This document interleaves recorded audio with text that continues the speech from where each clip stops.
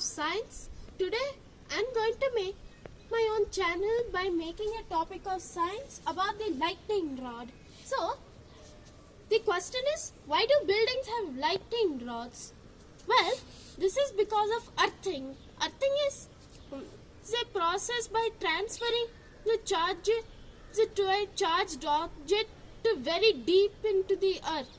So a lightning rod is a metal rod which downward end has a copper plate on it, and while at the top of the building there are spikes at the end.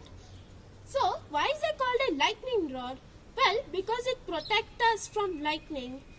That is because of earthing, as the lightnings are very powerful with massive charges with it, it may damage entire building and harm people in it. So the people have designed this kind of rod to protect the people from and the building by transferring charges to the ground. So I hope you knew all of the lightning rod. Also, I will tell you one question about it, so answer them in comments below. So the question is, why is it called a lightning rod and what is the cause of it? If you know the answer, write in comments below and hit the like and subscribe button. And Dhruv Kashyap, peace out.